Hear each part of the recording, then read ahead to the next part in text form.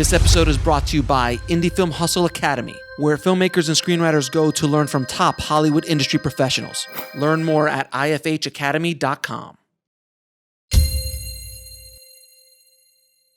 I need to ask you, so can you tell me the story behind your script, Karate Writer? Oh, God, dude. Okay.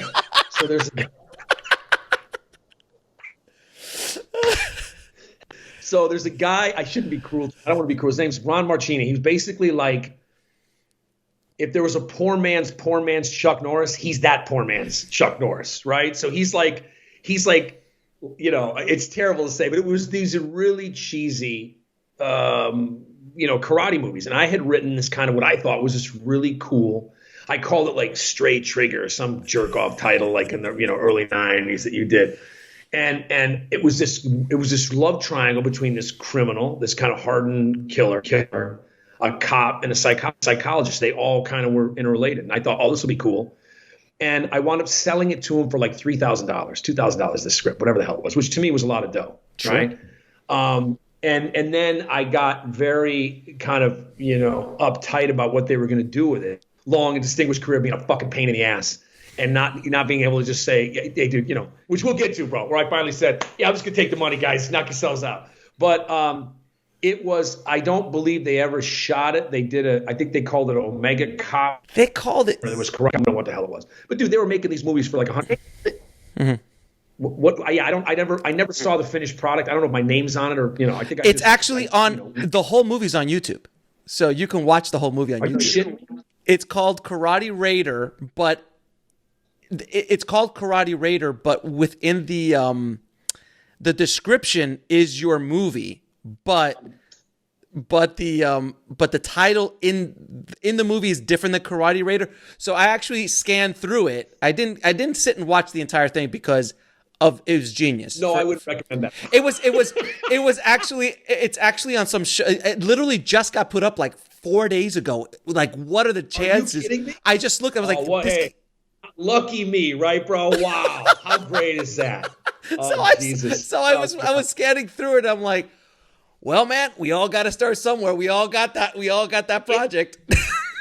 Yeah, I mean, dude, it feels like one of those horrible relationships you have. Where you're like, yeah, he was kind of nuts, and I don't like to talk about it. That's really what it was. But yeah, she tried to stab me in the shower. It didn't really work out.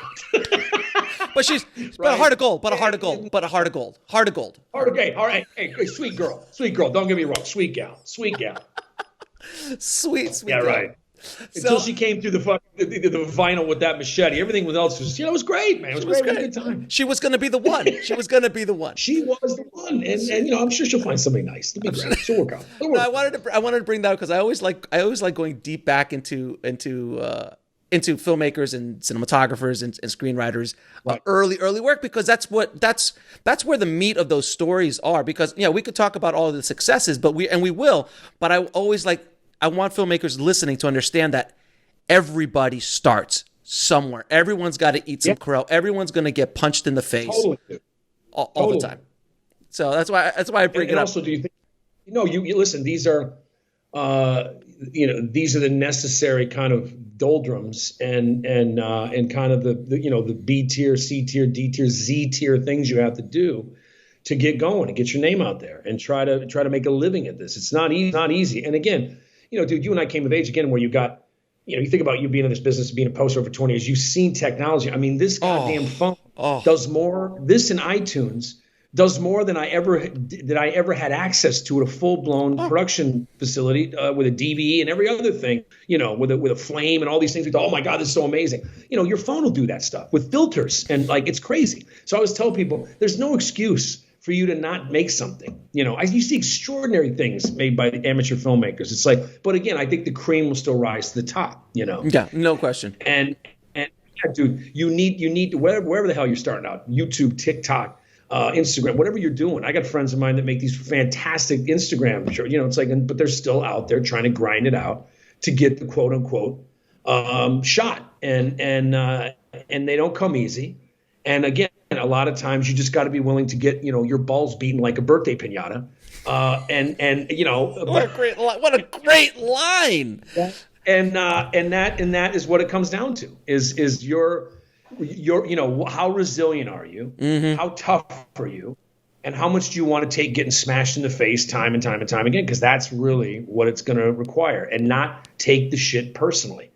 And it's only now, dude, that I no longer take it personally, and I'm inured to kind of the treachery because I feel like I've experienced it. So you're not going to show me anything new in terms of taking a 6 inches of a 9-inch steel tempered blade between my spinal column. I get it. I mean, it's like, okay, that didn't, there was money or something on the table and you decided to go that way. So, okay, I'm not shocked. You can't get angry about it. Right. And it's the thing I always say is shrapnel. Like, you've got shrapnel. I've got shrapnel. Like, it could be different shrapnel. And I promise you, it is different shrapnel. But I love that, dude. You're right. That analogy is great. You got shrapnel. You got shrapnel. And that's why, like, you were talking to me early on that you saw that video that I did, that episode I did about, the truth about independent filmmaking and why they don't make money and things like that. And it's just this raw kind of shrapnel is the best word I can use, because it's a war, and you're going to get hit. And that's why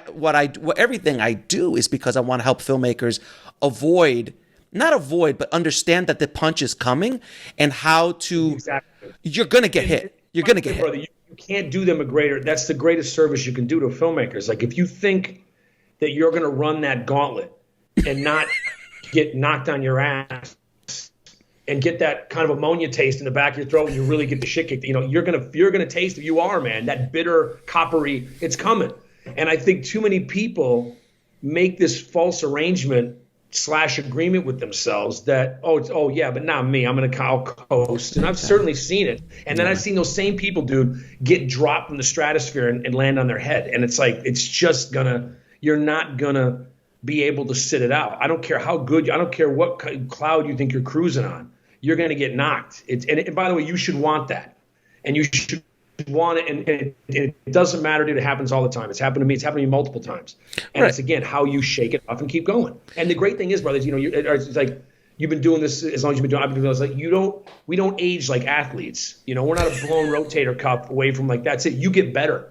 I'm better in my 50s than I ever was in my 30s or 40s, if ever, and across the board better. So anybody that doesn't, Raymond Carver didn't publish his first short story until he was 52 years old. So it's like, you can become one of the most prolific kind of American short story writers. It's like, there is always room for something extraordinary, and it's age proof. It shouldn't mean, I got to be this young upstart kid. It's like, those experiences don't necessarily move me the way the experiences of people that have lived life do. So yeah, man, it's never too late, and you can always improve. And I love that about the craft, Absolutely.